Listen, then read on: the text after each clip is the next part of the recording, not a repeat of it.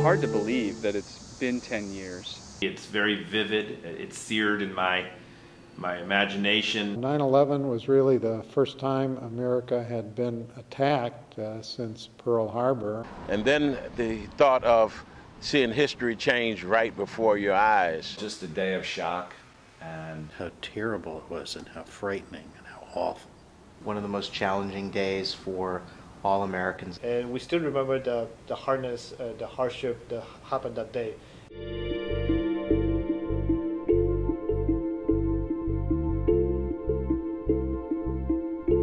I do have an immediate recall of what I was doing. One of the security guards came by and said, "Turn on your TV, there's something going on in New York." I was at home and I was actually writing a letter. I was showing a 5-minute clip.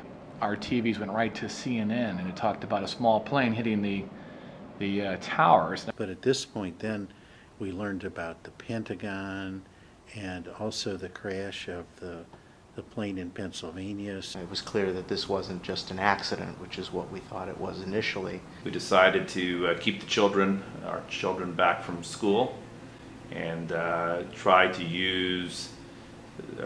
expose them, as young as they were, to the unfolding of the tragedy as a big learning opportunity. I remember catching the 10:30 flight home from LaGuardia to Hopkins Airport on September 10th. There was a big confusion about trying to reach my kids. The students were asking questions like, why New York? Why? That's not even a military target. I knew all those places. I knew what everything was supposed to look like, and then I saw the images, and it was insane. I mean, it was like it was a war zone.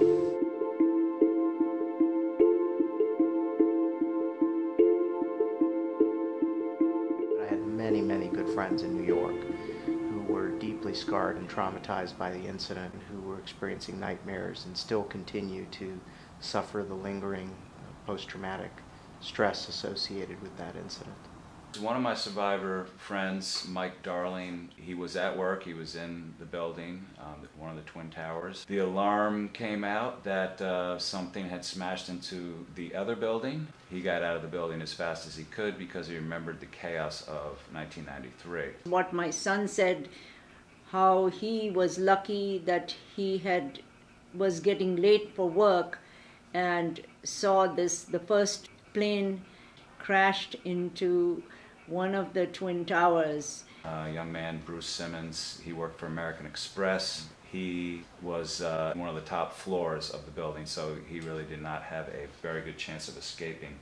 My wife's best friend was engaged to marry this gentleman. Well, he lost his life for like 2 to 3 weeks. He would just go down to ground zero every day and just wander around and walk around, hoping that she would find him.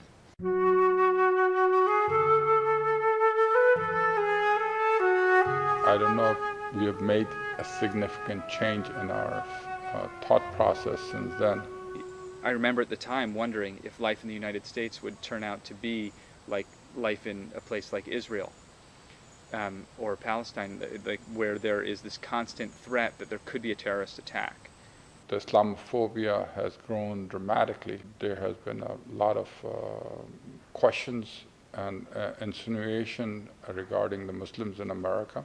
People here in Cleveland also trying to understand the different ethnic cultures. We as the Indian community have been serving a monthly meal at St. Coleman, and that September I was not there. They were talking about if I was related to Osama bin Laden. That we're not going to be suspicious of or attack our fellow citizens based solely upon their ethnicity.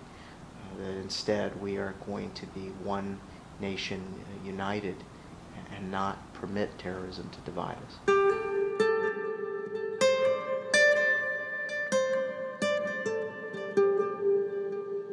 We're still a target, just like any other country. We are more secure in some ways and probably just as vulnerable. And I certainly don't feel we are any more secure than we were on that fateful day of 9/11, 2001.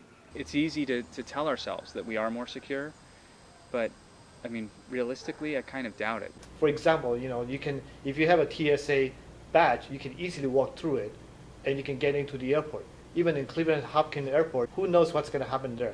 I'm a drummer, a percussionist, and they tell me that I cannot take my sticks on a plane. They think that because the tips are pointed, I could shave them down and take over an airplane. And that's kind of sad. So here we are 10 years later. Our military is still involved in Afghanistan, and Iraq is not yet settled either, so I'm not sure what we've accomplished in the last 10 years. There is a lot more to be learned. Awareness is very important. Government interaction is important, but also just making sure that we continue to be hopeful, that we continue to watch what's happening all around the world, and that for us as American citizens to realize that we are not an island. And so it is very important that we are cognizant about what's happening in other countries in the world. Hi, my name is Bill Ransom. I'm a professor of jazz studies at Cleveland State University, and I'm also director of percussion for the Shaker School System. My name is Charles Longo. I'm a social studies teacher at Shaker Heights High School and also chairman of the social studies department.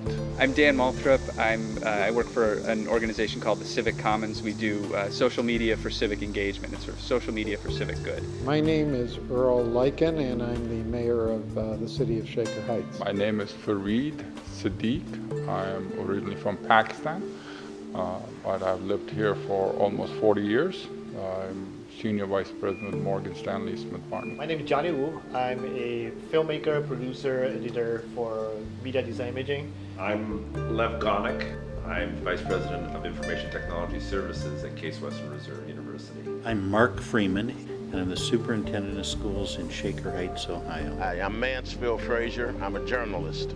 My name is Nina Turner, and I am an Ohio State Senator. I represent the 25th Senate District. My name is Paramjit Singh. My wife and I operate an adult family home, and I also have a consulting business. Subodh Chandra, I'm an attorney. I am Shanta Kampani, semi-retired general surgeon. My name is Todd Torrence. I'm a history teacher in Shaker Heights High School.